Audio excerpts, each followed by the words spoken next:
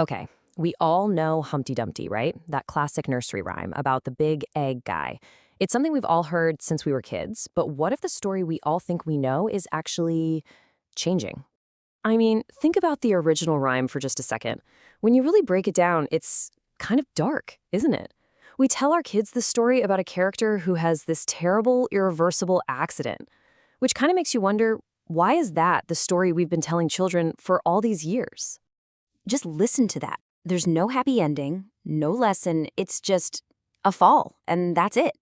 That last line is so final. You've got the most powerful forces in the kingdom, the king's horses and men, and even they are completely helpless. The story is really about something being broken forever. All right, so let's really dive into what that original, pretty stark message is all about. This is the story in its classic tragic form. And that right there is the key. The story just stops. There's no "and the moral is." No, it's just this blunt, almost harsh picture of an event that you can't come back from. It's a full stop at the end of that sentence. So the whole thing is laid out right here. You have a character in a really risky situation. Then, bam, a total disaster. A huge effort is made to fix things, but it's a complete failure. And the result? It's permanent. It's basically a short, four-step tragedy about how fragile things can be. But, and this is where it gets really interesting, that classic story is being completely rewritten because it turns out, in the internet age, even a nursery rhyme that's centuries old can get a sequel. Yeah, what if someone looked at that line, couldn't put Humpty together again, and thought, that's not an ending, that's a problem that needs a solution. And here it is. These two new lines change absolutely everything. All of a sudden, Humpty isn't just a passive victim anymore. He's actually learning from his experience. He reflects on what happened. He even forms an opinion. He hates the wall. This isn't just a new rhyme, it's a brand new character arc. So where did this new version come from? Not from some dusty old storybook. Nope, it comes from Choo Choo TV, one of the biggest kids' channels on YouTube with literally billions of views. This is the Humpty Dumpty that a whole new generation is growing up with. This shift creates such a fascinating comparison.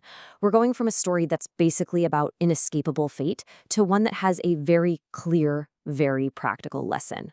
And this really gets to the heart of it. The original is this stark little poem that says, hey, some things break and they stay broken. It's about limits, about fragility. The new version, it just flips that on its head. It becomes a super optimistic lesson about being resilient, learning from your mistakes, and figuring out what the risks are. So the new version brings in all these, very modern ideas, right? It's not just that Humpty fell. Now, it's important that he learned something. He figured out the root of the problem. It was the wall. And as we're about to see, that realization leads directly to making sure this never, ever happens again. So what happens next? What happens when Humpty's personal aha moment becomes public policy? Well, the story keeps going, and it gets even more fascinating. This final line, wow, it's a total game changer. Humpty's private thought, "I hate the wall," is now an official rule for everyone. The king's men, who couldn't fix him before, are now turned into enforcers, protecting everyone else from the same fate. So let's just walk through this new sequence of events. First, there's an accident. That accident leads to a lesson. That lesson gets turned into a rule for the whole community.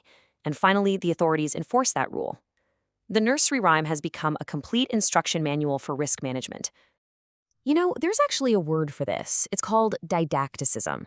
It's basically when a story's main purpose is to teach you something, to give you a moral lesson. The old Humpty was just a dark observation about life.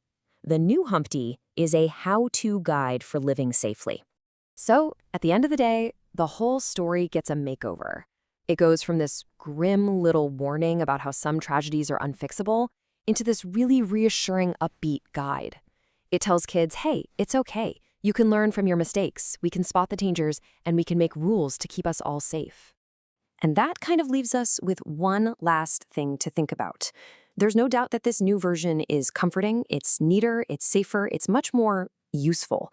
But it makes you ask the question, when we take our old, strange stories and rewrite them to have these clear, safe lessons, what, if anything, are we losing along the way?